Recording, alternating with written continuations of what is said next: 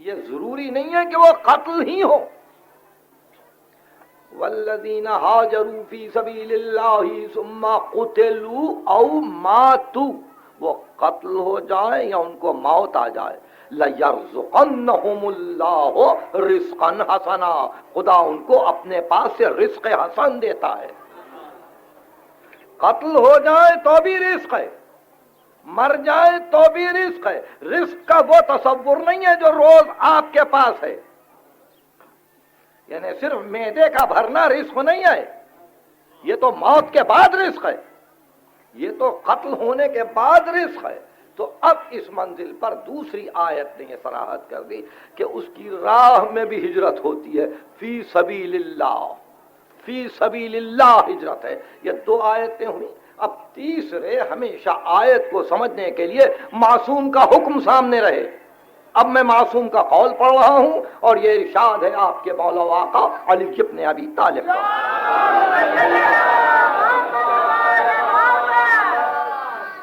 ارشاد فرماتے ہیں الہجرت قائمۃ علی حدها الاول، ہجرت اپنے حد اول پر قائم ہے.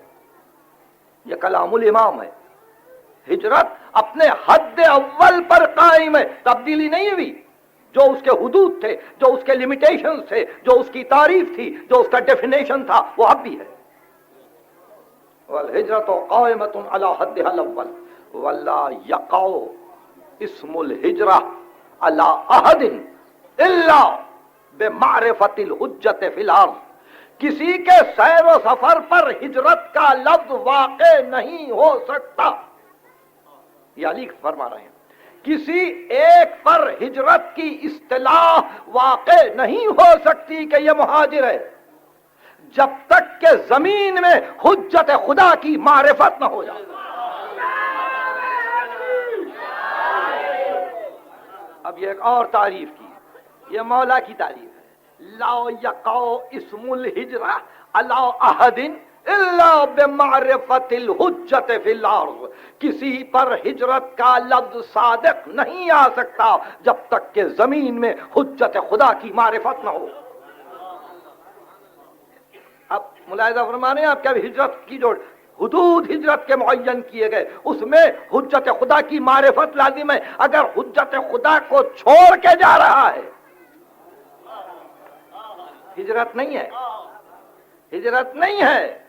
تو میں ظاہر ہے اس کے بعد کوئی ایسا جملہ تو استعمال نہیں کر سکتا کہ جس سے کسی کو سوچنے کا موقع ملے کہ آج یہ لفظ کہاں کہاں استعمال کیا جا رہا ہے، کن کن حالات میں استعمال کیا جا رہا ہے، اور کیا وہ حدود میں وہ لفظ آ رہا ہے، کیا اس کے شرائط پیدا ہو رہے ہیں.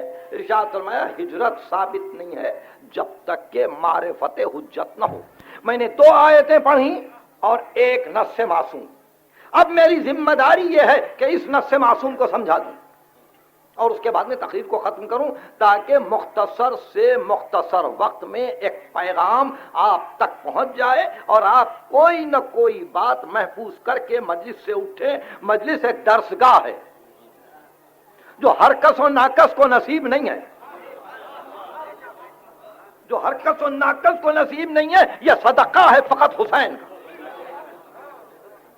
اس پر جس قدر آپ ناز کریں بجائے، جس قدر آپ ناز کریں بجائے کہ یہ درسگاہ کیسے کھلتی ہے، کیسے جمع ہوتے ہیں، کہاں بیٹھتے ہیں، راستے کی، مکان کی، گلی کی کسی کی قید نہیں ہے. جہاں بیٹھ گئے دیوانے وہاں درسگاہ قائم ہو گئے.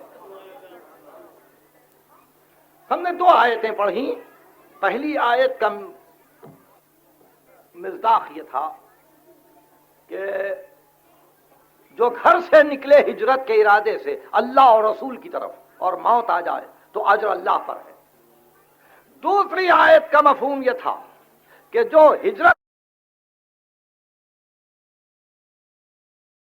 کرے اللہ کی راہ میں اور قتل ہو جائے یا مر جائے تو اس کو ہم رزق حسن دیتے ہیں.